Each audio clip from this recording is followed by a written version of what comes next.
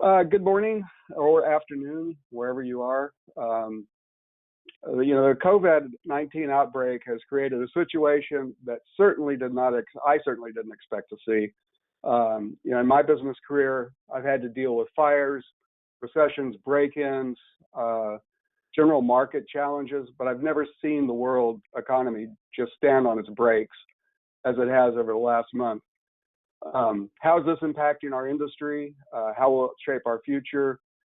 Those are all questions that are really up in the air, and having talked to people on the enterprise side, people on the recycling side, people in the ITAD world, nonprofits, we're all sort of scratching our head wondering what the short term is, what the long term will be.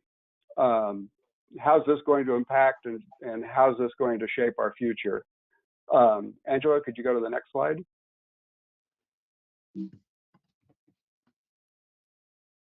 So we're going to follow this agenda as we move through this. We've got some really dynamic people here to inform us, give us an inside look from both sides of the fence. Really, we have an enterprise, we have a couple of our recyclers. At the end, Kyle Wiens will be jumping in to talk about opportunities. Some of the things he's seeing. Pardon? Is he there? I heard a voice. Anyway, we're going to follow this, and at the end, we're going to really want to open it up, have a town hall, open mic, no singing. But if we turn this into the biggest roundtable discussion going on in the U.S. at this moment, it might really be good for all of us. Next slide, Angela. Let's go to the next one.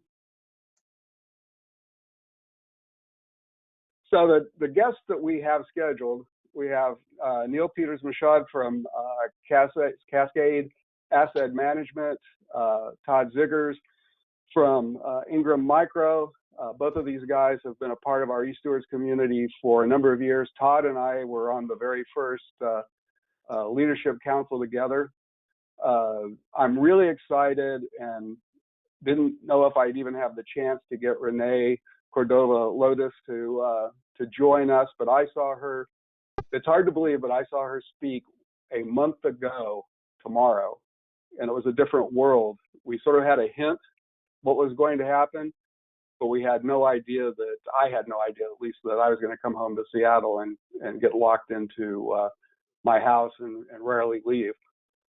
Renee gave a great presentation. When I saw her, she really touched on a lot of things: supply side economics, corporate behavior, planning for what the new normal might be. And I think her insight is going to be very valuable to all of us. And then, of course, at the end, we'll have Kyle Wiens, who some of you should know is part of the right to repair movement with iFixit. And I think he has an interesting idea on some current opportunities that e-Stewards can maybe get involved in, and maybe a different way to look at us as we move forward and figure out how we can develop revenues and services from the repair side of things and the refurbishing side of things. So with that, we're going to turn this over to Renee, and we're going to let her knock your socks off because I'm really looking forward to this part. Take it away, Renee. Well, I appreciate that introduction. I'm not sure I'll be able to live up to it, but your words were very kind, so I really appreciate it. Would like for this to be as interactive as possible, so if you do have questions, please post them, and I can be interrupted and we can talk through it. I also have Parag, who will be joining me to answer questions. Parag is much closer to the day-to-day than I am, and so if you have real specific questions, then he can help for sure. So we can go ahead and go to the first slide. So we pulled some things together based on so first of all, I'm with Accenture, as Bob mentioned. I've been with Accenture for 21 years, doing a variety of things, but the last 5 or 6, I lead what we call strategic IT initiatives. So asset disposition falls in that space.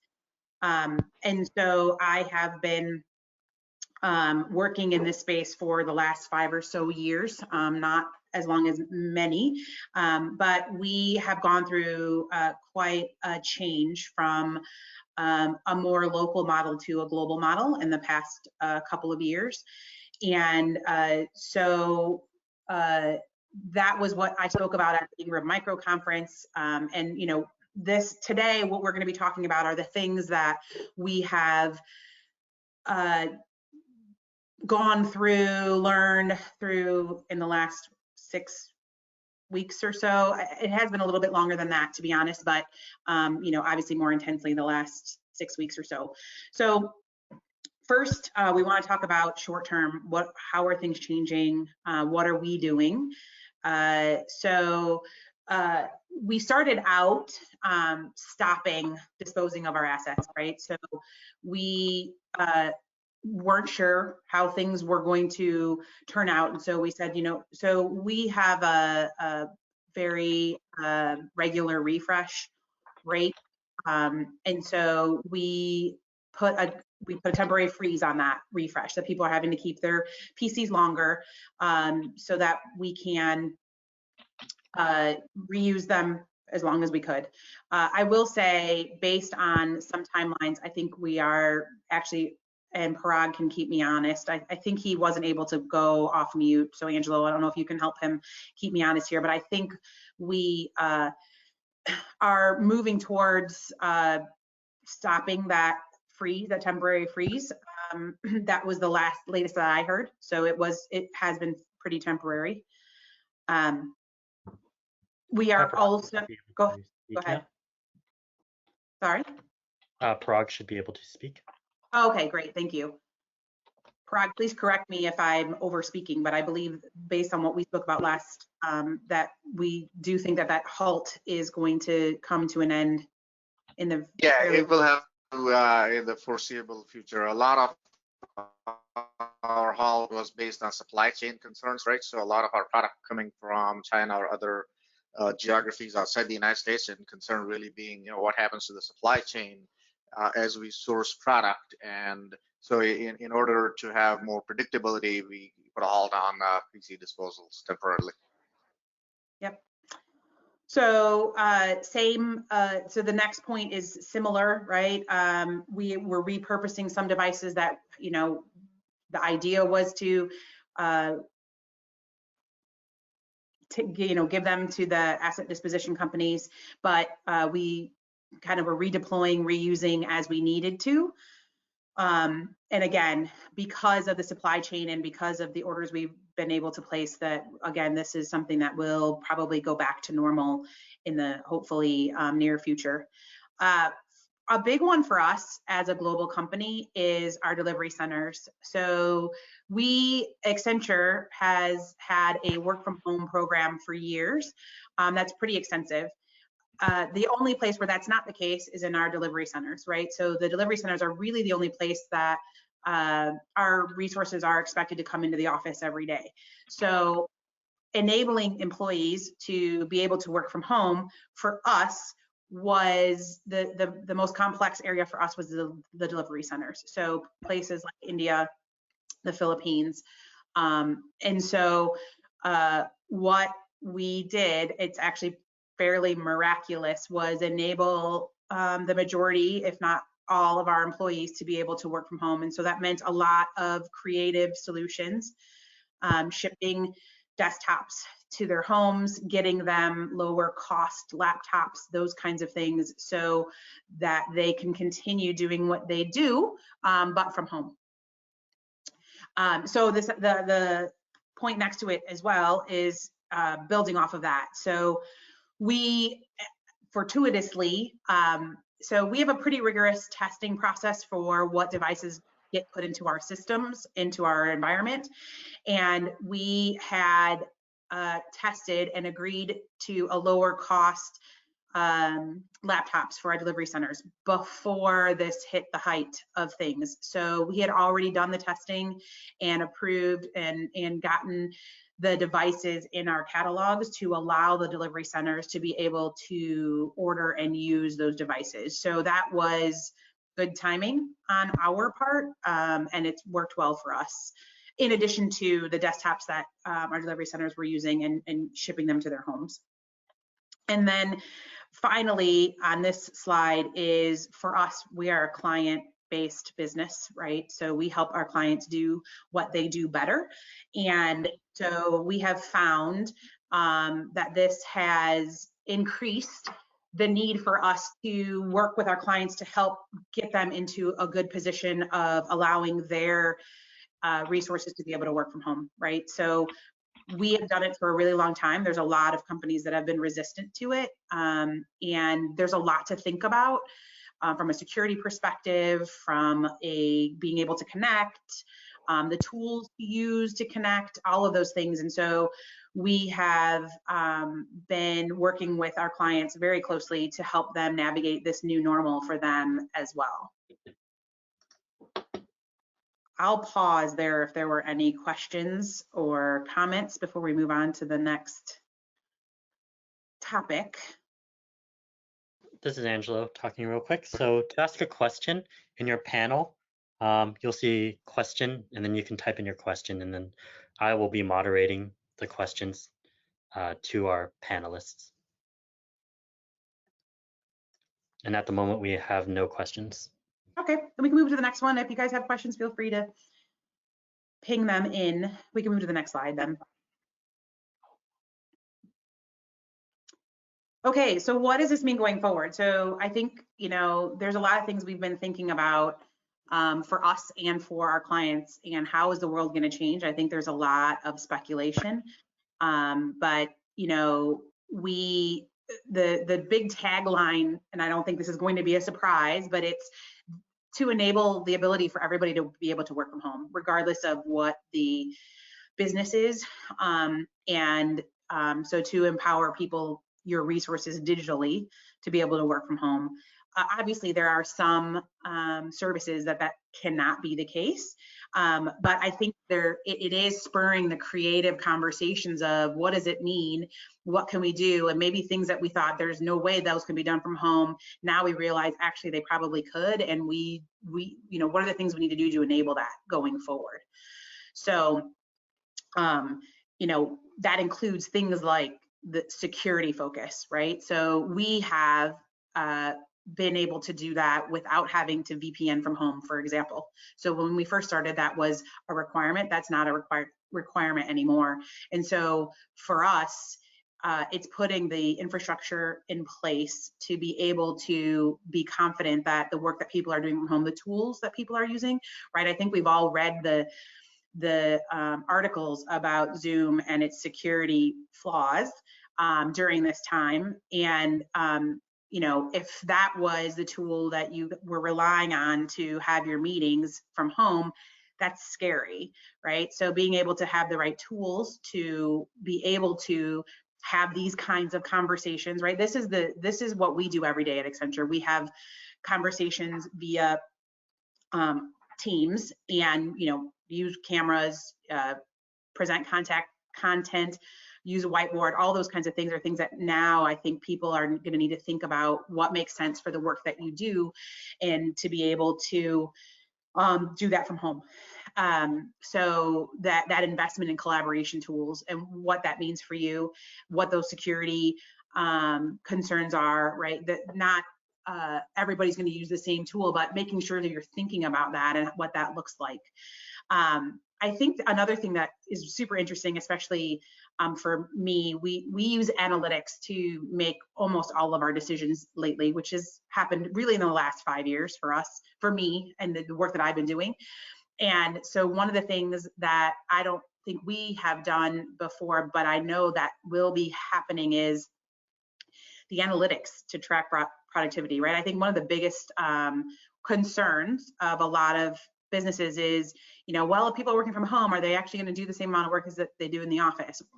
Anecdotally, we have found you actually do more work usually, because you have no commute time, you don't have people to chat with that walk by, but I think there will be more and more analytics to prove that, right? Microsoft has a tool, a collaboration tool that we've been looking at, and I get a weekly summary of, you know, how much time I've been in meetings, how much time I've been quote unquote productive, how much time I've been multitasking. It's really interesting. And so I think that's going to become more the new normal, because we're going to have more people working from home, and we're going to want to understand how people are using their time and enable them to do the things that they need to do.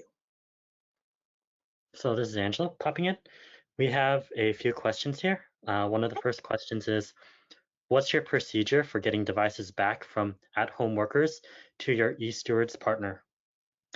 Yeah, so that's funny that you say that. We're actually going to talk about that on the next slide. So I'm going to put that on hold. I'm going to put a pin in that one, because I'm going to let Parag talk to that on the next slide. So great question, and we plan on covering it. But because that's much more frontline what we're doing, I'll let Parag cover that. Great. We have two more questions here. Great. Someone asked, what exactly is meant by delivery center? Okay, sorry. You know, I forget sometimes that not everybody speaks the way we speak. So our delivery centers are usually large offices where we have resources coming into the office to deliver for our clients from our offices. So they're lower cost, kind of what you would think of help desk type. That's not the work that's not the only kind of work that they do, but it's big call center type locations where everybody's in the office delivering services for our different clients. That's what our delivery centers are. Great. And then the second question is, do you see the current environment changing your refresh cycle? Good question. We've actually talked about that. Right now, the answer is no. So we used to have a shorter refresh cycle, and that got expanded. It's been more than 5 years now, and we've talked about it. So for us, being in technology and what we do, it's really important to make sure that we don't go into a client or do our work with outdated technology. And so the timing that we have for our refresh cycle is really based on balancing the technology and the use of the laptop, or the device. So for us, we think we've met, ours is 3 years right now. I don't think that's a secret. So we really feel like that's been good for us, because it helps us to keep our technology up to date, as well as get, you know, a good amount of use out of the device. And so we have not had the conversation of changing that. And that's all for now. Okay, we can go to the next slide. And Parag, I'm going to look to you to really, Sure. I'm actually going to have you deliver this one. This is the one you wanted to include, so I'm going to have you include this one. Sounds good. Hey, everybody, Parag today here, co-worker, work with Renee pretty closely. Real quick on this slide, this is, I think, where some of the questions came from. I'm calling it an operational reboot. And I won't drain the slide, but suffice it to say that every aspect of operations is needing to be revisited in these times. So how do we do these things? New joiners into the company, we didn't exactly stop business. We have offers out there. Obviously, people joining our company, how do we get them technology? The same thing applies to people leaving the company. For whatever reason, how do we get their technology back? And we've had to think of, you know, what's the new, how do we do this? So we've come up with ways to deliver a virtual new joiner orientation, where we would get them technology on day one of their start date and deliver to them content that they would have otherwise gone through office, which would include not just tech content, but also, you know, HR and benefits and, you know, whatever matters they might have attended to during their first week, security compliance type training or ethics training, you know, all those various things that they would have done typically on the first week of their start will provide a way to do that virtually. And on the flip side, people, you know, leaving the company, moving on, what we're working to do is to send them UPS mailing labels and a box, so they can put the PC in there or other tech that they might have and return it to one of our depot locations. As you can imagine, I mentioned depot locations. Our offices obviously are undergoing the same restrictions that the authorities have put on us in terms of getting together or non-essential businesses and so on and so forth. So we don't have staffing in most of our offices across the country. We've tried to maintain depot locations. That's just 2 across the country where we do have the ability to staff up kind of on a rotation basis so that we maintain the distancing requirements as well as have an A and a B team perhaps rotating so that if somebody falls sick in the A team, then we can sanitize and the entire A team can stay at home, but operations are not affected because the rotation can continue with the other side of it. So we've had to make those kinds of changes. Obviously, lead times are impacted, right? Not only in terms of our ordering of technology, PCs, and so on, but also in terms of how do we get services to our employees. Apart from people who are leaving or joining the company, we're also looking at how do we support people who are working from home from a hardware standpoint, right? Your hardware break fix, your PC fails, now what? Well, in the past, you would come into the office to get your PC, but now we're having to ship you a box, likely perhaps even cross-ship a PC after determining that your PC cannot be revived remotely or needs in-person intervention to fix whether it's a software or hardware issue. We'll ship you a new PC or like PC set up with your credentials that we'll obtain securely online. And then you can ship your old PC back to us so as a means to have you productive with perhaps minimal downtime. Kind of in these times, difficult to say zero downtime certainly, but depending on availability of shipping in your area and so on, we'll look to minimize as much as possible the downtime that you might have. So it's forced us, and fortunately we were quite ready for this. We've had these capabilities. A lot of our employees work outside the office already at client sites and such. So we've been building up to this time, and we've had to make some tweaks with, I'm calling it an operational reboot for that in terms of how we operate as an organization. Renee, I'll turn it back over to you. Yeah, thanks, Parag. Appreciate it. One thing I want to mention that I didn't on the previous slide is the mobile ability. So when it comes to the collaboration tools, so I think I mentioned already, we use Microsoft Teams. It has a mobile app that's actually really good. And so in the instance of cross-shipping PCs, or if your PC breaks, and you can still actually do work and join calls from your mobile phone. Which it's not ideal, right? It's small, or even a tablet, but the app is so good that it doesn't inhibit people from doing the things that they need to do as far as collaborating with others. So that's, when you're thinking about, what collaboration tools should we have to allow this to work, I think thinking about the mobile aspect is really important, because there are scenarios where it will be the way that people will use to connect. All right, Angela, were there any other questions in the chat? No questions at the moment. Okay, that's all I had for my stuff. If you guys have more questions, please feel free to ping. I'll stay on. If, feel free to reach out to me. I'm on LinkedIn, and, we can talk. I'm pretty open. So, if I don't have the answer, I can help find somebody on what we're doing in certain situations. Thanks so much.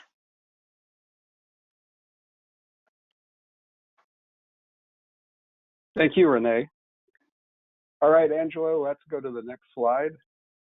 And let's bring in Todd and Neal.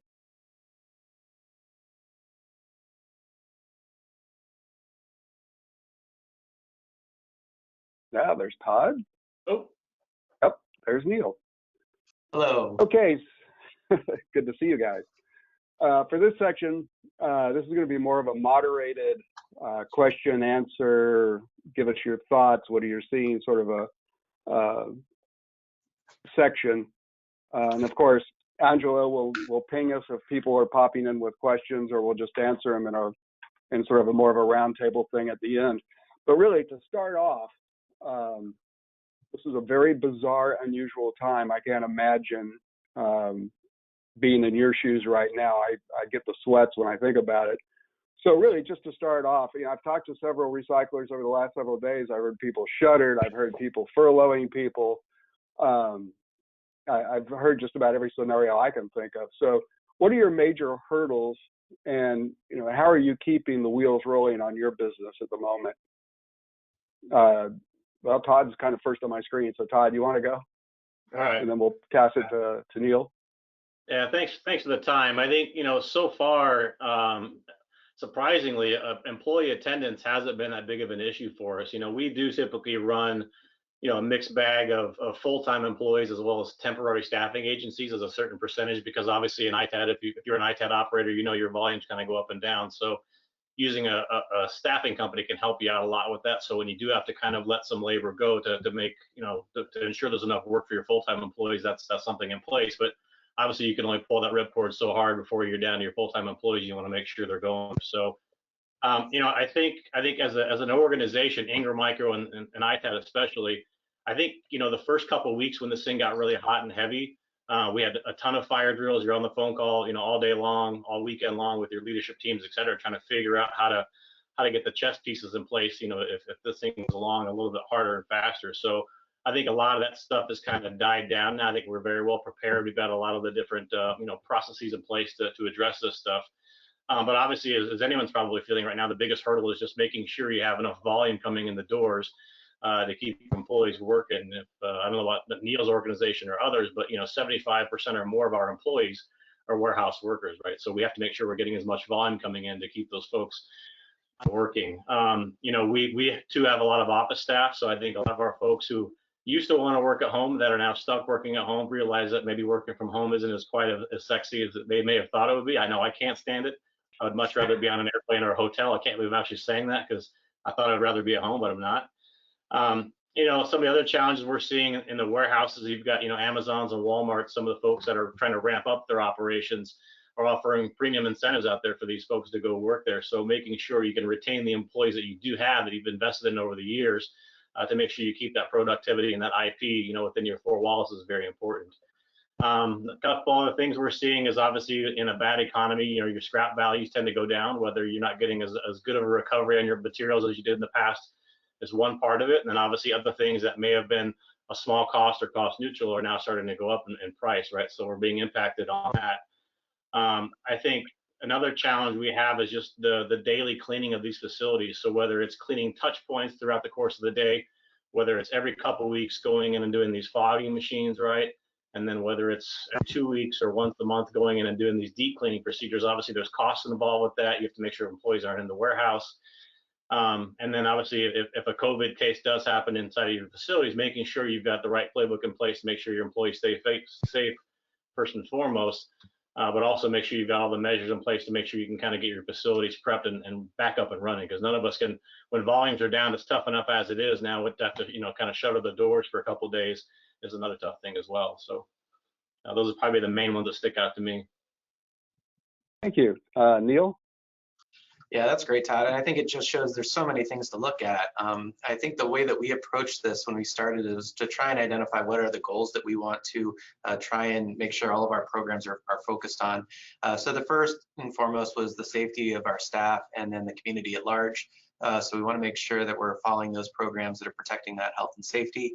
The second is then serving the essential needs of our clients as far as the products and services that they need. We are defined as an essential business in the 2 states where we operate, Wisconsin and Indiana, and so we actually did get legislators that affirmatively did agree with our essential business status.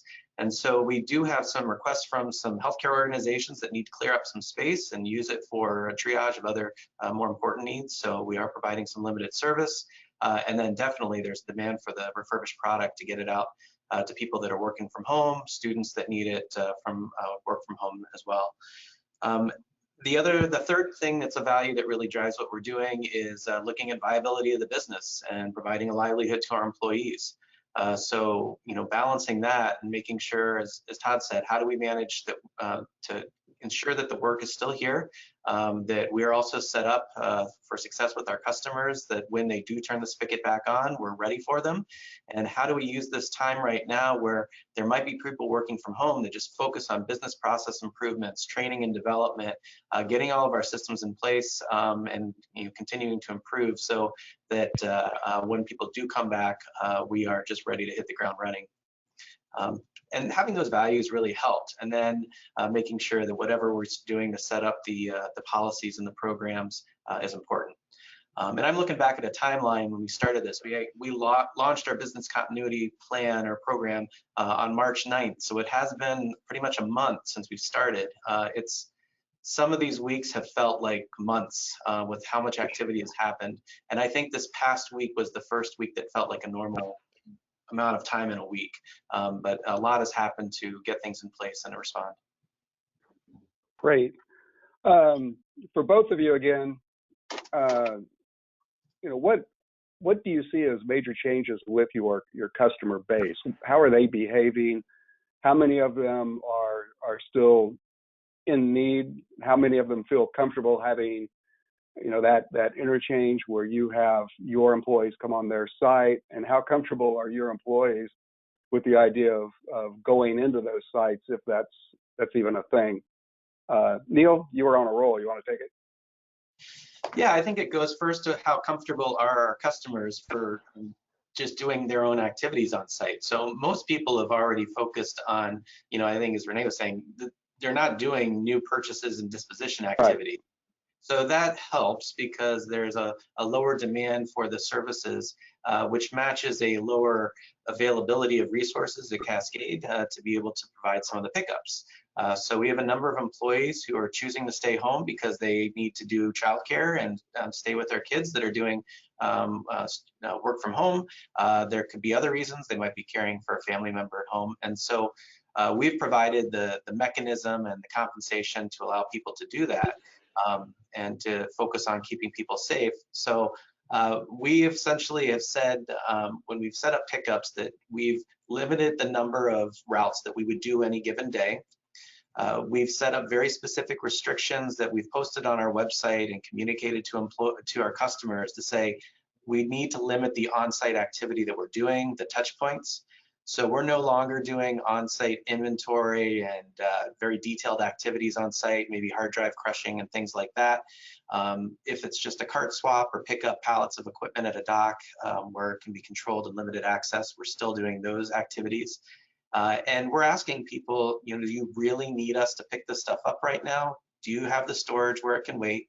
Or can we just look at what the situation is? We really are focusing on those critical organizations that need the space cleared up. So that's one. The other is there might be some kind of a timeline where we've had some cases where people need to vacate a space because the lease is up and they need to get the equipment out. Those are the two big things that we're working on. So we've kind of been managing the demand for our services with the supply of resources and then giving our staff all the PPE that they need when they go on site.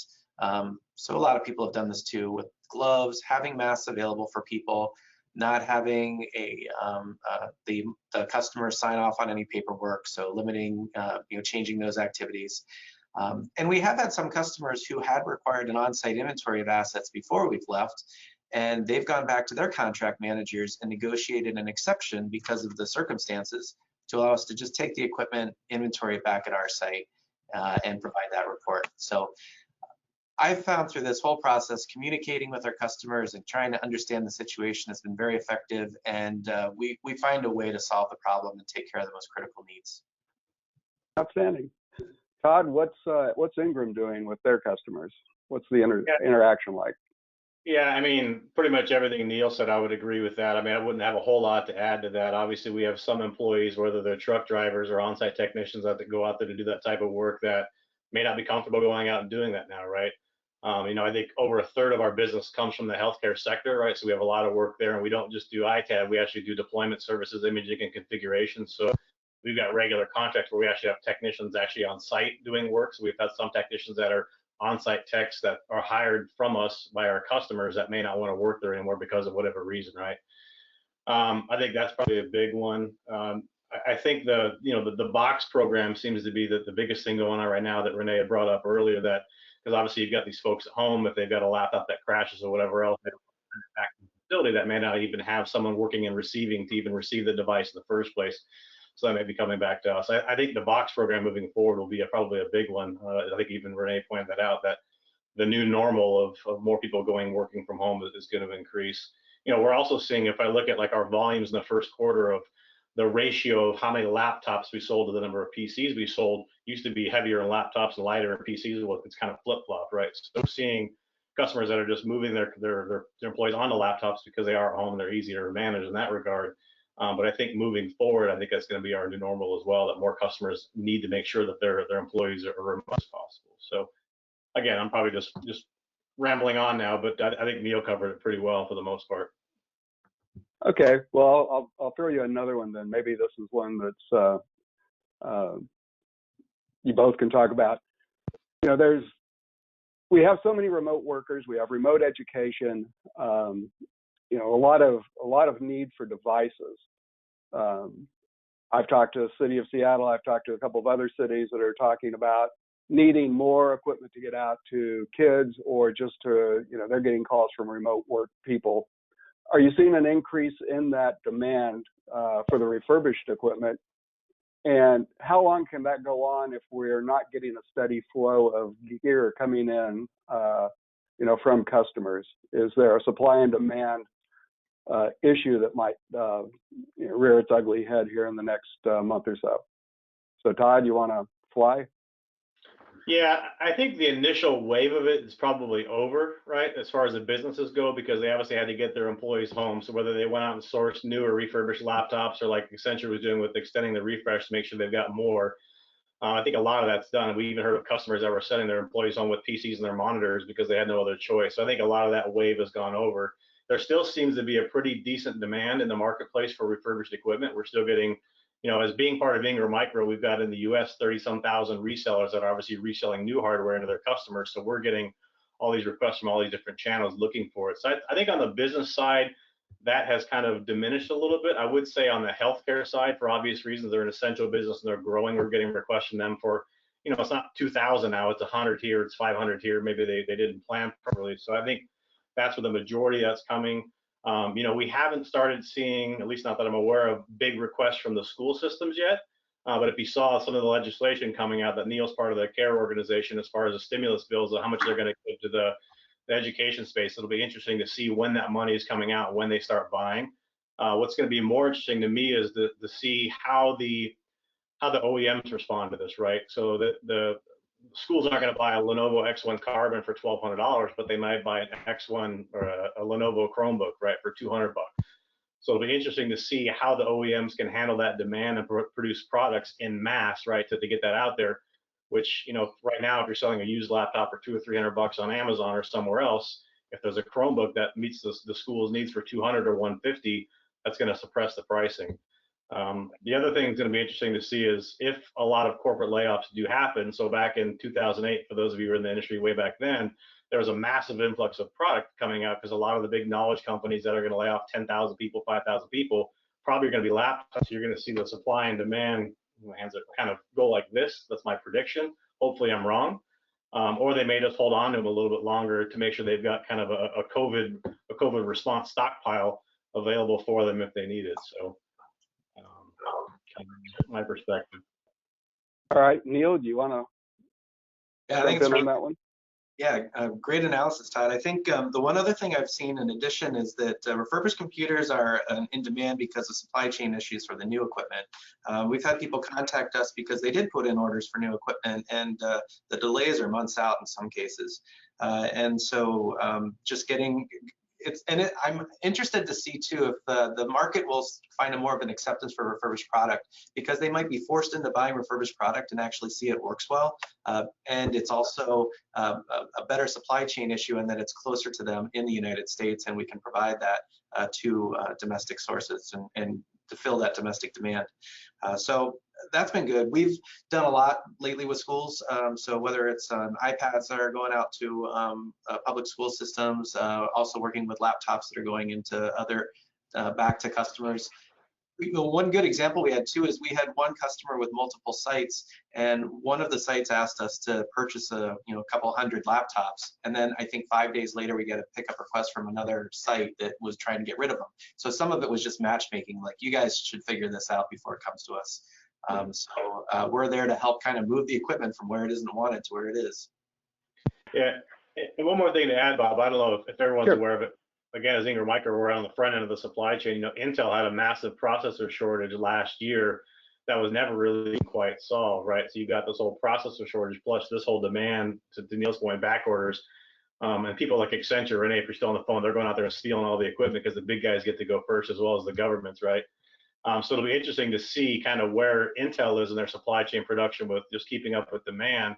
I also know like AMD, for example, which typically we don't see much of. Some customers are actually resorting to buying AMD products. So it'll be interesting to see in a couple of years as AMD products start coming out, where are those going to get sold to, and what the residual value will be as a percentage of the purchase of new, and what markets will they go to. Maybe those are a great education computer, but again, corporate America started buying those, I think, as more of a last resort.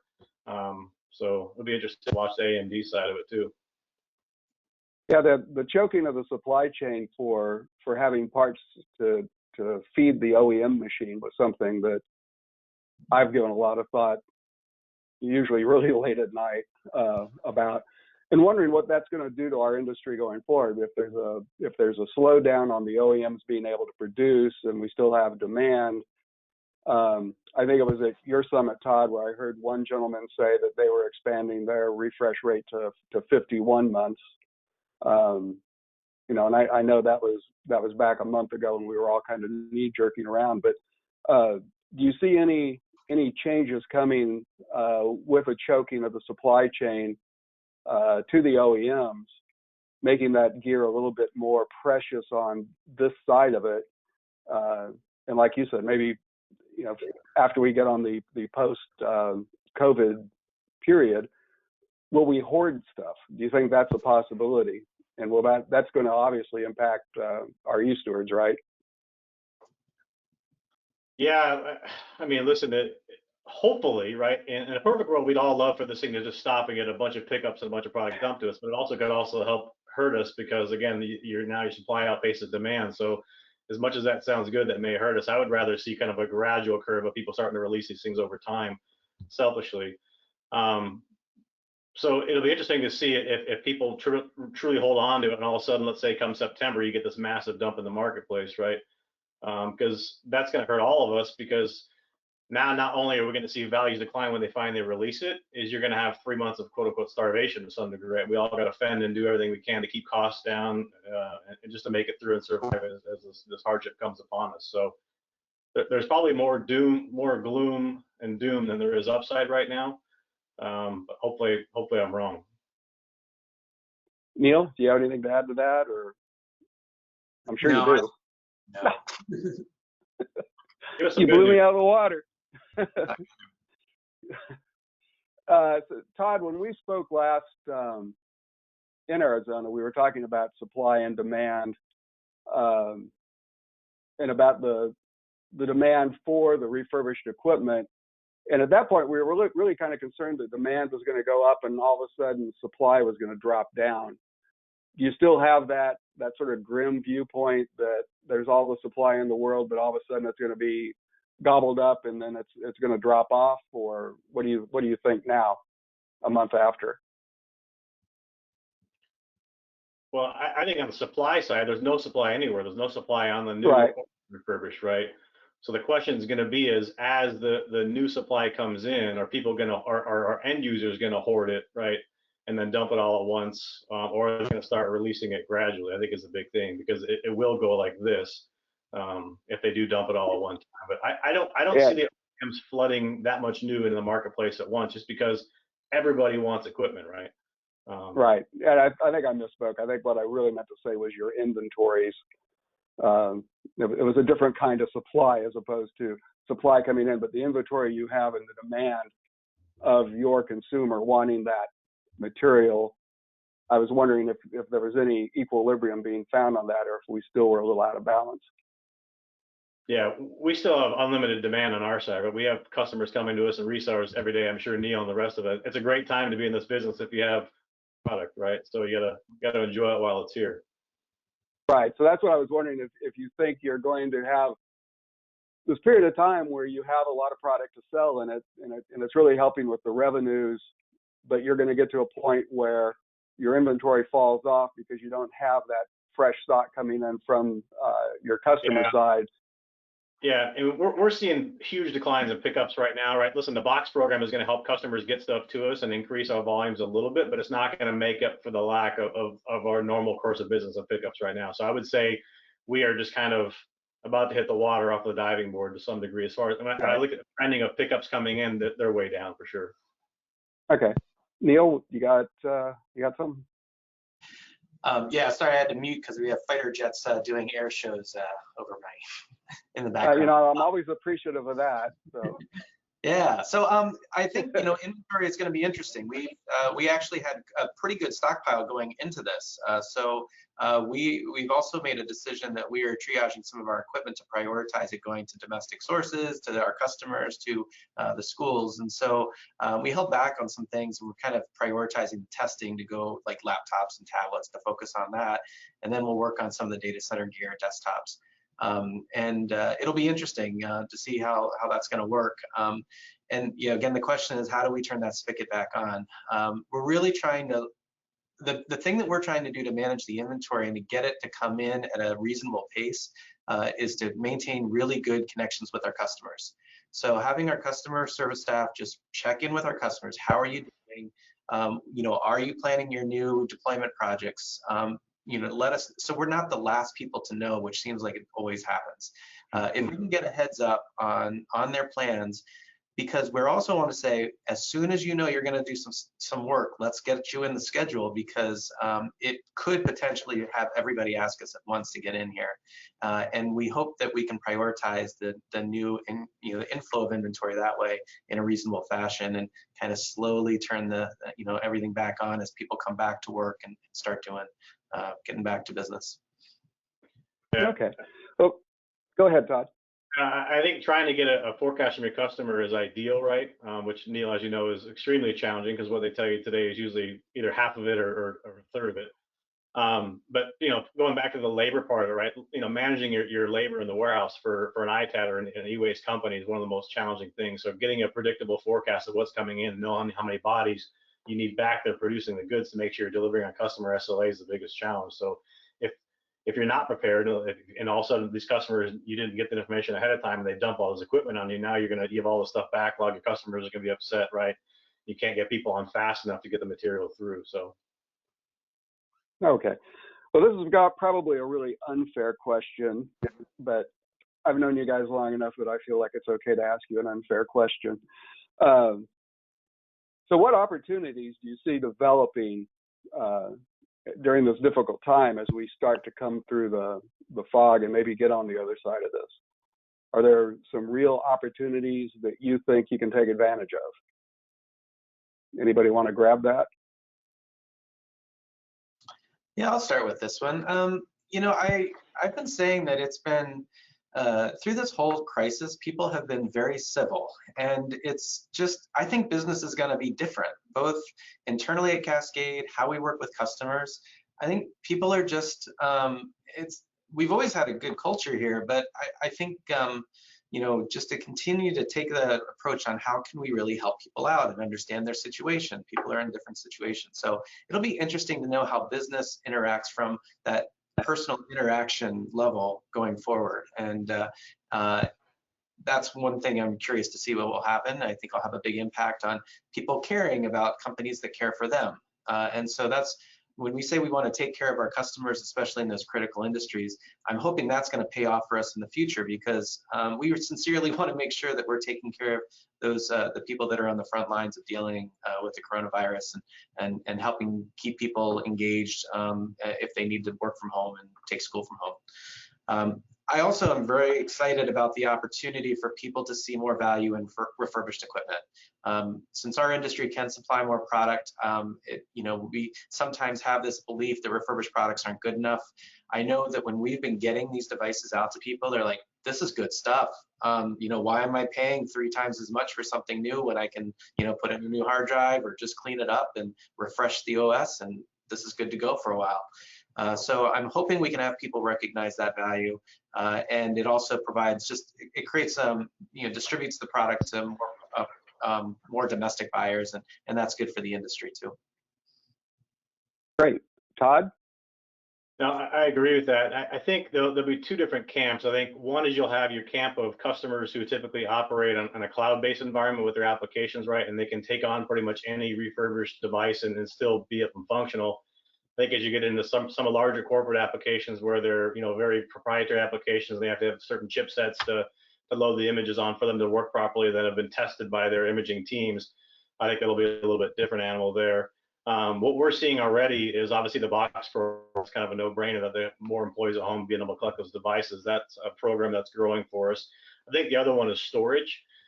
So as you get into the larger corporate enterprise who has to have that specific model or part number or chipset on the motherboard for their image, they're not going to be wanting to hurry up and go out and scramble to find refurbished devices of those models and trying to get lucky. I think they'll probably keep some sort of pandemic stockpile, if you will, almost like the government does with stockpiles of ventilators, good or bad.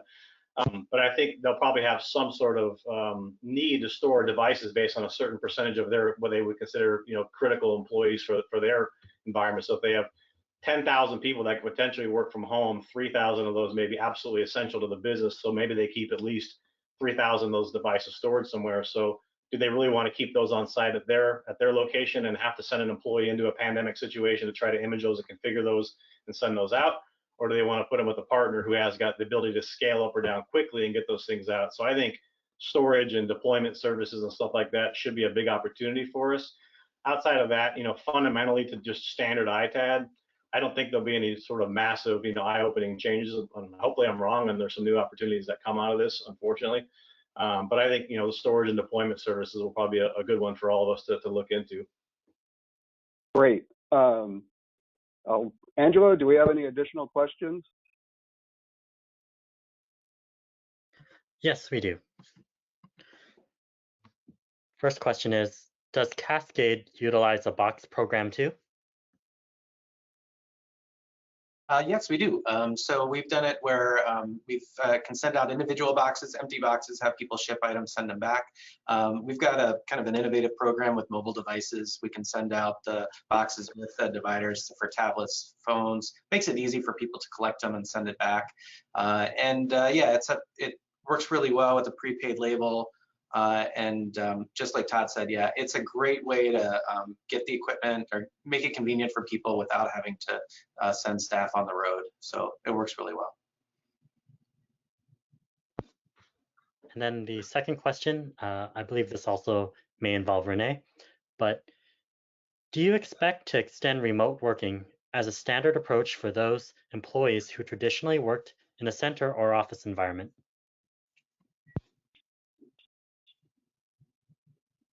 I can answer for us. The answer for us is yes. I think because we've been able to show that we have the ability to do this, I think in our centers that have traditionally been everyone coming in, I think this has shown that that's not always going to be necessary. So I think like we did 10, 15 years ago in the US, where we slowly moved people to work from home, I think that the same thing is going to happen in those delivery centers. Yeah, I think from us, from a corporate standpoint, we have a lot of client services folks and account managers and stuff that have wanted to work from home for quite some time, and now we're actually doing it. So it'll be interesting to see, Renee, going back to your comment around the productivity tracking tools, right? I think we have to make sure we have the right metrics in place to make sure that our employees who are working from home are producing what we need. But Ingram's got a 4,000 person shared services center as well in Manila, who's been doing the same thing, working from home. So it'll be interesting to see the statistics they get out of that as far as the productivity and whatnot. But I think the new normal will be a hybrid of old ways and new ways, right, to some degree, because again, some people like working from home. I hate it. I'm forced to do it now and I'm doing it, but you know, it just feels like a week is one long day. Mhm. So I don't like it. Yeah, for our perspective too, as a smaller company, we have about 90 employees. We have about 30% of them that are working from home during this during the activity happening with COVID. And a lot of, they're able to access our ERP, our file server, do the video conferencing. They're talking to customers, we're forwarding phones to them from our IP phones. Very happy to see that all the investments we put into IT in the last 5 years, this is the best way to test it. We have done other tests in a little bit, but nothing to a scale like this. And we found a few things that we can improve the next time, but it definitely, the one thing too is everybody who has a potential to effectively work from home really needs a mobile computing device. So we had a few people that still had desktops, and it's just so much easier to pull it up and take it home if it's already configured for mobile use. I do think that people do miss the office opportunity to talk and mingle with folks. And I do hear people that are going stir crazy at their home and want to come to work as a respite. So it's kind of interesting. I will say we are doing virtual happy hours with our coworkers to combat that. It's funny, you wouldn't think, just like people are doing with their families, if we're doing the same thing with our coworkers, and it's not as weird as you would think it would be. Cool. Well, let's hold off on some questions. Do we have Kyle Weems here anywhere on this? We do. Let me give him the ability to. Yeah, let's bring Kyle in. Second. Oh, Kyle. I'm hearing a few. What do you know? Hi. Yep. There he is. All right. Well, Kyle, let's let you take this section and just really talk about iFixit, what's going on with iFixit, what opportunities and challenges you see, and what it might mean to our industry going forward. You and I've had some offline discussions about ventilators and medical support and other sorts of things. Right. But I'm just going to back out and let you go for a little bit. Okay, sounds good. And if you want to let me share my screen, I'll show people some resources that we are working on. Yeah, there is a lot that the industry can do right now. So handful of things to talk through. One is what iFixit is working on as we are, share my screen, as we're working on getting medical equipment crowdsourced. So iFixit is the open source repair manual for everything. We have had repair manuals online for medical devices in the past. I think I know that some recyclers, refurbishers have used our manuals to do basic maintenance triage of medical equipment as it comes in. Now we're stepping up and we're providing more medical information to the hospitals. So I'll talk more about that in a minute, but I wanted to, if you get one thing out of this whole webinar, stop shredding medical equipment. If you have any hospital equipment whatsoever, people need it, and specifically we need ventilators. And so let me show you what ventilators look like, and you should take a picture of a ventilator and share it with all your staff. And if there are any ventilators, maybe it'll be easier on iFixit. I'll show you. The world needs ventilators, and it is very possible that you have one stashed in the back of your warehouse somewhere. So if you have ever gotten equipment from medical providers, it doesn't matter if it's a 30-year-old ventilator, they still work just fine. They're relatively small devices. They look like this. They look like just about any other kind of medical equipment that you might have. And they've got two big hoses that come out of them. Also, ventilators aren't just the only things that are important. BPAP and CPAP machines, where if you have sleep apnea, you might have a CPAP machine. So these are just consumer grade devices that might be in the consumer recycling stream. I know, I've got people in my family that have one. These are useful at the beginning onset of symptoms. Other things that you might have flowing through your stream that people are interested in, digital thermometers. Are going to be in high demand. Of course, everybody is going to be using these kind of things, but any kind of digital thermometer is fantastic. Of course, you want to sanitize them. The other thing is pulse oximeters. A pulse oximeter is a device that that checks the oxygen content of your blood. They're really simple. They're really small. You could almost mistake it for a USB stick when it's off, and it just clips onto your finger. All of the things I just showed you are sold out everywhere in the world. Every single pulse oximeter, thermometer, ventilator that you can get your hands on is worth its weight in gold right now. And they're going to be increasingly rare as the pandemic spreads around the world. So I would like make a sign and put it up for your staff, and maybe have somebody hunt through and see if you have any of these that are in the materials that you're running through.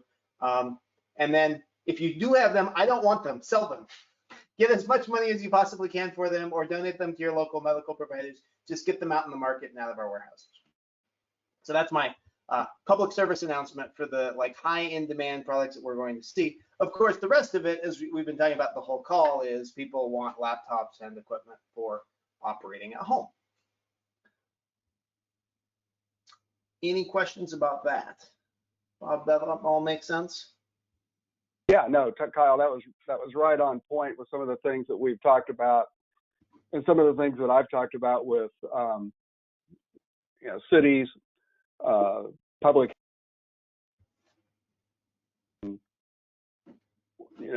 some of the things that I've tried to do over the last week with varying amounts of success is reach out to politicians, the governor's office, state senators, senators and congressmen, to see where this material is, because I know a lot of this is material that does get shipped off overseas. And I've talked to some nonprofits, for instance, that were part of having this stuff. One was go to a hospital in Ethiopia, but they didn't have technicians or manuals to figure out how to make it work. And when the nonprofit followed up and actually made a mission to Ethiopia, they found it in a big pile outside of the hospital. So reaching out to people, trying to figure out where this material is and get it diverted away from those types of practices right now, and make sure that we can have it repaired, refurbished, and ready to go before it ever leaves here. And obviously we have a great need in our own country, so if we can redeploy it here, it'd be great. Right. Yeah, the other thing that's happening is devices are being pulled out of warehouses. Every hospital has a warehouse of excess equipment that they hang on to for a while before they send it to all of us, or they sell it overseas. Also, the federal ventilator stockpile, and the Pentagon has their emergency stockpile. The feds are pulling things out. It made national news that California got a bunch of ventilators out of the national stockpile, and the batteries were dead in all of them.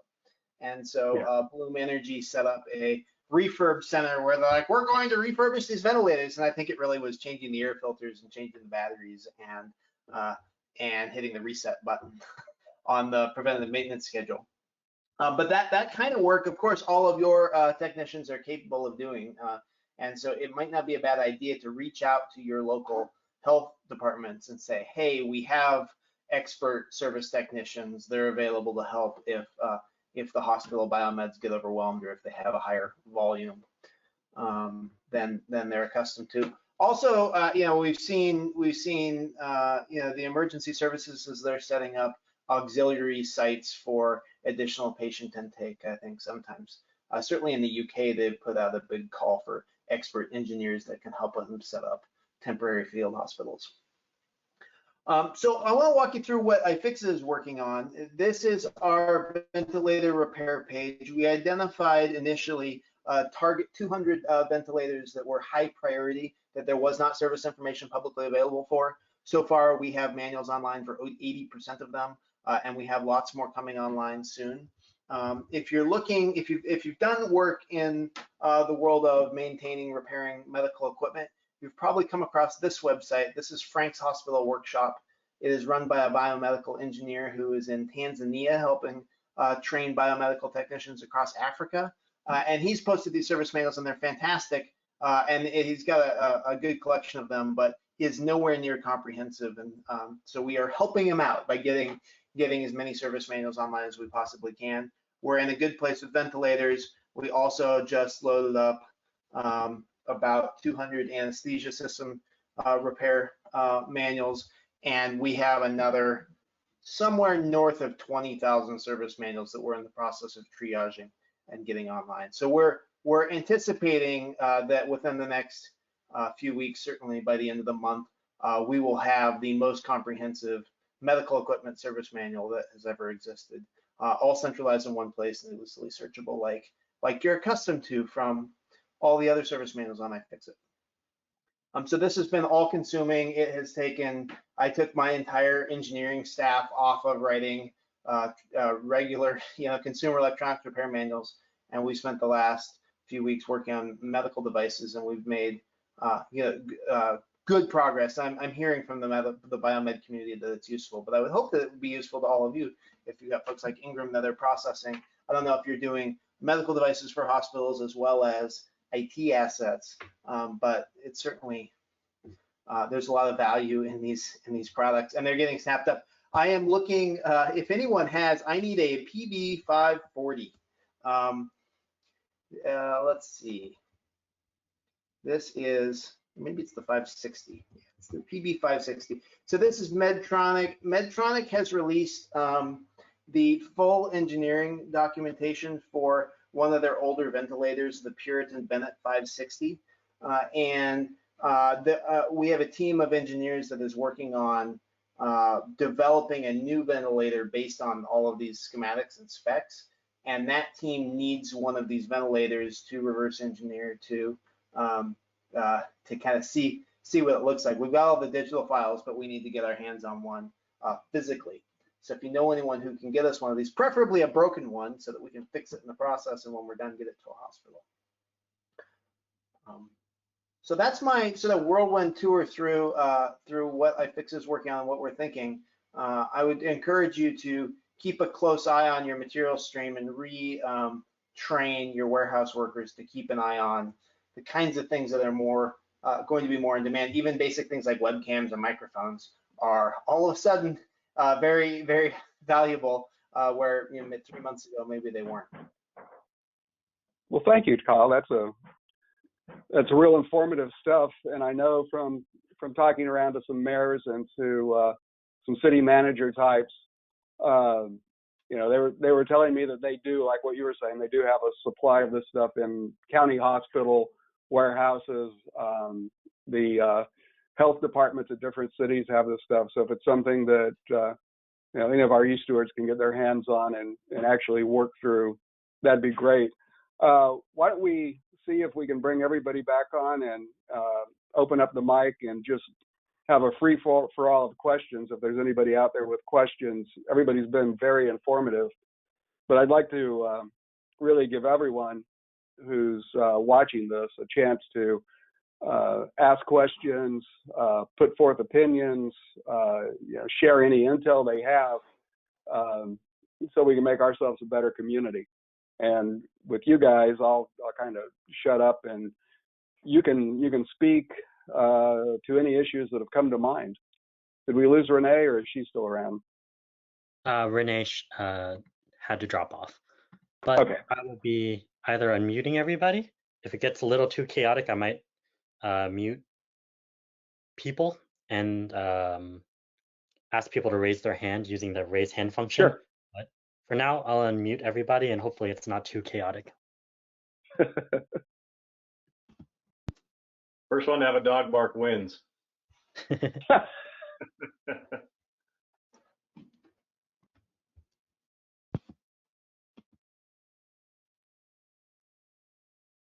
Okay, going through. So we're seeing how many people can hold their breath. Yeah. Well, we did, Todd, as you're working in hospital, you guys deal with surplus medical equipment? No, only traditional IT equipment. If we ever have medical equipment show up to our facilities, we would quarantine it, notify the customer, and they'd have to come take it back remotely. Yeah, and we do see it through Cascade. Yeah, we'll see it come through, and usually it's beat up pretty bad after clinical services can't handle it. But one of the questions that we had when we're not dealing with a crisis like this is refurbishing them. What is the product liability?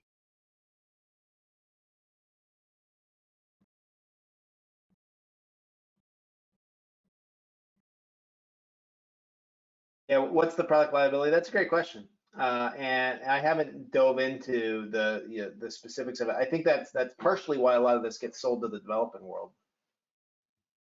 Mhm.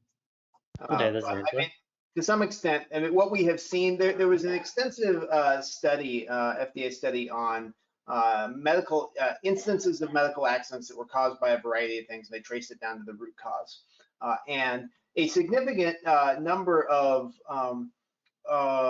medical incidents were caused by non-functional hospital equipment. So basically, things that had broken. And then they went back and they said, well, were there any instances that they could find based where it was because something was broken and that was repaired incorrectly? And out of 150,000 instances they studied, there were only 2 that were due to improper repairs. So overwhelmingly, the issue, I mean, the medical issue is just getting the equipment working and out there. It's not due to improper repairs or refurbishment. Hi, this is Angela. So it's getting just a little chaotic there. If you have a question, please use the raise hand function or type your question in and I will read out the question. We do have one question here that says, you mentioned metrics for tracking productivity at home. How does that differ from how you track it when you're in the office? And how do you ensure the employee doesn't feel they're not trusted in getting their job done from home? I mean, I could take that one and just to maybe make it simple. Let's say you have a quality associate that is reviewing all of the audit reports going back to your customer that has, make, model, serial number, all the information around an audit report that's going to have on there. And sometimes if your systems are have challenges, maybe you have H-P versus HP, or it spells out Hewlett-Packard, for example, right? So the number of audit reports that quality associate, I'm just using this as an example, but let's say that quality associate on average produces 100 audit reports a day that they go through and scrub and does that kind of thing, right? If they're normally doing 100 a day, now they're down to doing 40 a day, for example, working from home versus being in an office, there's probably an issue there. Now, obviously, you could dive down into it and say, listen, if they're 10% off, maybe it was a day where the audit reports are longer and there's more data to scrub.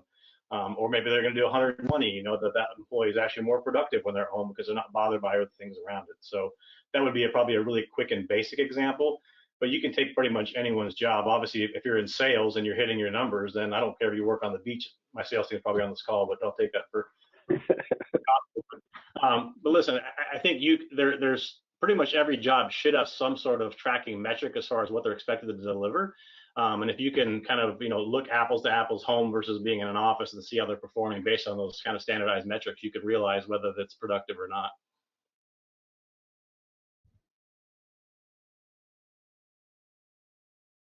And this has got to be a really bizarre time because you're reaching out to people, you're not sure who's in the office too, on your customer side. Yeah.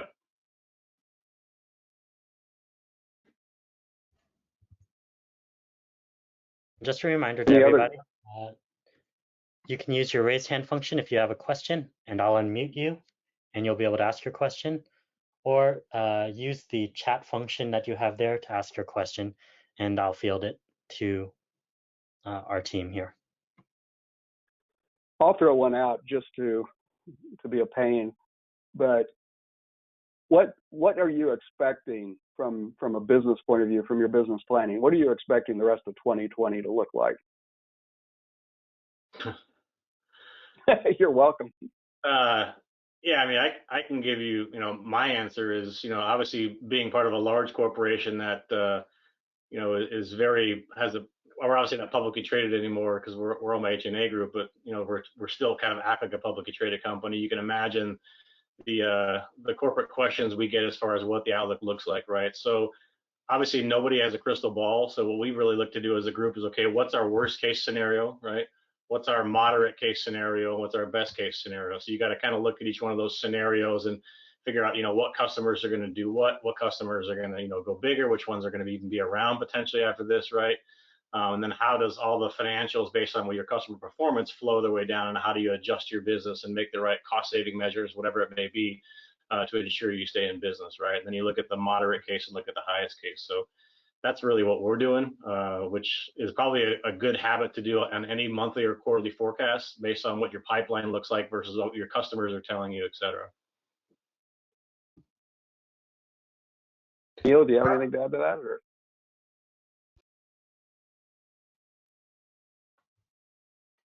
Neal is trying to unmute himself. I was going to say, I see his lips moving, but I don't. I'll answer real quick. There we go. Well, the only thing I'd say in addition is we are recasting our financials once a month. So our budget, we're just doing a rolling budget right now. Right. It is changing so fast. But yeah, kind of looking in the confines, best worst case scenario, knowing what we need to deal with, and every month revisiting. All right, Kyle, you were going to jump in. Yeah, our business is going gangbusters. We've never been busier. The demand for repair parts is high. Traffic on the website, people looking at how to fix things, is higher than ever. We're setting record. I mean, yesterday was our, I think, record shipping day for the year. I think maybe it beat Black Friday. So people are out there looking to fix things. Maybe as some of you are shifting your warehouse workers into repair, they're buying more service parts from us. So we've been ramping up and adding staff in the warehouse, and I mean, all of our folks that are online, which is the majority of our staff, or all of our office workers, are working from home, and they've transitioned very well to working at home, and I don't have any concerns about productivity for them. Our concern has just been making sure we keep our warehouse workers healthy and continuing to operate, because getting repair parts out into the world to maintain all of the infrastructure that people have is so essential. We're shipping repair parts to hospitals, we're shipping it to right, critical laboratories. It's really important that we keep the flow of essential supplies moving. Excellent. Todd or Neal, do you have? Oh, okay, go ahead. Go ahead. All right, I'll go ahead. We have a question here that says, how's your business dev reps adjusting to selling iTAD when it's not a priority to the IT teams at this time? Well, I can start with that. That's definitely a regular point of conversation. There's other needs that they have. So we want to check in to make sure they're doing okay. Second is, do they need a product to service their remote workforce? And actually, I'm looking at an email during this meeting about a healthcare organization that is looking for field laptops to be able to use on a short-term purpose. So we've talked about how do we provide on loan devices to get out to people. I like the loan idea because then we're going to get them back when it's done, and then we can repurpose and resell them again. So I think it's a little bit shifted in that we want to make sure that they're doing okay. Do they need some other way that we can provide a service or a product to their workforce?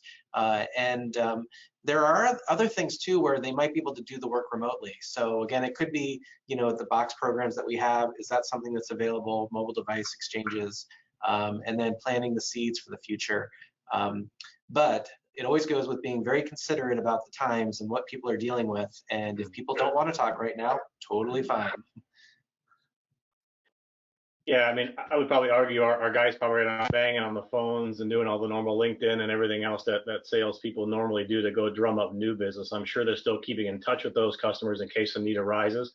And I think to Neal's point, they're following up with our existing customers to see what other services they may need in this time of crisis. And also, if you look at what, let's say healthcare, for example, if we have two healthcare customers doing something we think is really cool, we're helping them out with taking that IP and going to other healthcare customers and saying, hey, listen, we provided these services for these guys over here. Is this something that you guys would be interested in? So, I mean, really, it's just trying to get creative as far as how to keep things going. But, to Neal's point, is making sure, especially the healthcare customers, that we're really servicing any needs they have, and you can act quickly. That's the other thing is not only serving them, but serving them in quick fashion is very critical right now. If you're providing laptops to a hospital and they're 100 short and they have 100 people that get on and do things, I mean, literally, you could be helping save lives by getting them refurbished laptops. That's probably drastic, but it's probably not far from the truth. No, I agree. Those are all critical tools that I think our community can provide, because I know, again, we've got kids that are locked out of school. Some of them are low-income kids that need access to those types of equipment. We have remote workers, and some of the remote workers out there could be from universities that are research types. I had an alert last night that the college my son goes to had a professor that came down with it, and now all the professors that lived in the same place or worked at the same place are locked down. So if they were doing any kind of research, that research now is ground to a halt. if they can't go into their lab. But if they can continue their writing, it could be a vital service to the future. So let me be really evil and ask you to predict the future. Let's jump ahead and let's say that we're in April of 2021. Just try to tell me what you think the industry has done, what we look like in a year's time, assuming that by the middle of July or so, we have this thing beaten back. And by the time we get into 2021, maybe there is a vaccine or there's some better knowledge that keeps us from going down this rabbit hole again. Anybody jump in? Good, yeah. I would say that I'm hoping that people see us as a critical, trusted partner in the supply chain. We are here that we can provide product quickly. And again, we're not the last people that they call when they're trying to find and source products or get involved in a project. I think that's pretty critical for us. I think it's important that our industry stays strong. We need a good ITAD industry. So this is going to be a tough period for a lot of people. We haven't mentioned it on this call, and it may be kind of late, but I think everybody, if they haven't applied for some funding, small business through the payroll protection program, and getting some of the funding out of the CARES program, try and get as much funding you can to support through these downtimes. I think it's really important so that we can all be strong and be able to come back when the business comes back for most of us. Yeah, I think there's two things going on right now. One is you've got a pandemic on your hands, right, which is a whole different situation. But then you've got the economic side of things, right? So if you look back, if you've been in this business in 2008, 2009, what we saw back then was when all these layoffs happened, right? A bunch of companies got rid of people. They started getting rid of all the technology. There was a massive boom. We kind of thought of ourselves as recession-proof to some degree. So you have this massive influx. So right now we had a big influx of people wanting to buy laptops, getting rid of stuff, and not much is coming in. Now we're going to be stable in theory, then it's going to go back up when customers start dumping a bunch of stuff again. But when that wave gets over, what we saw at least back in 2008, 2009, after kind of that economic first kind of bubble popped, is that once that kind of bubble goes, the curve goes back down as far as the business coming our way, it's pretty stagnant because companies aren't spending a lot of money in infrastructure and buying new stuff and refreshing. So I think we've got, as an ITAD industry, we have two kind of sessions to sweat. One is what's kind of starting now, right? Let's get through this and see where it takes us. And again, that's why I would rather see the business come back in a gradual fashion versus one big swoop, because we'll all feel rich, fat, and happy and everything else, but then it can go down to something else. So that's my my Todd Zegradamus, try to predict the future of it. But no, I think we'll have a good season when this thing winds down. My concern is more post that. So I think COVID is one piece of it. If the economy gets back to a pretty stable economy, like if we get over this big curve and we, come, let's say, middle of May or end of May or June, we start getting back to quote unquote a new normal and the stock markets rally and all that kind of stuff, I think we may not see as big of an impact. But if we go into a recession, it's going to be a whole other world, right? Because you've got the recession piece of it, which again, we've been through, we've got experience. We can kind of look back at historicals and see how it impacted us. But you've got this virus on top of us, plus you've got a new work from home hybridization of the workplace that didn't used to happen in the past. So it's going to be tough to predict this one because you got a lot of multiple inputs there that are going to, shift different things up and down based on how each one of those shakes itself out. Great. Well, we're getting close to the top of the hour. Angela, do we have any more questions? Yeah, we have just one more question here. And it says, All right. How are your certification audits being handled with travel being reduced significantly? We've put out a couple of press releases on that, but we're taking it with an extension working through the certifying bodies because we know that they can't travel. We're looking at it really a week at a time, but I would advise you to go to our website and take a look at it. I don't have all that in front of me right now, but we do have that posted on our website. There are extensions based on the circumstances, and we do know that, right now, I think when I talked to the last certifying body last week, they were not traveling or scheduling anything until they were being optimistic the first week of May would do that. But if your certification was about to expire, let's say today or tomorrow or what have you, and your auditor couldn't make it, then you would have a reason to extend that without penalty or that being suspended. And I can add to that too. We just got an email last night from our certifying body, and they are asking us to complete a form about being able to do a remote audit to see how much of that to do. I mean, I think a lot of our documents are available electronically, and I wouldn't be surprised that we could take an iPhone or a tablet around and show them our building and interview employees remotely. But we'll see how that goes. Our audits are scheduled in May, so I think doing a remote audit makes the most sense right now, and I think the auditor can pretty much see anything that they could see while they're in the facility. Yeah, I think going back a few years, I know that when my auditor showed up, I think most of the first day was spent sitting in a conference room going through documents. Yep. And we can do that. We can do that anywhere, but I don't want to really delve too far into that because I've been looking at this other side of things and I don't want to misspeak. But you can go online, look at that information, and of course you can always email us on that. But there are systems in place to take care of that. I think we should prepare for a bit of a new normal. This kind of thing, remote audits.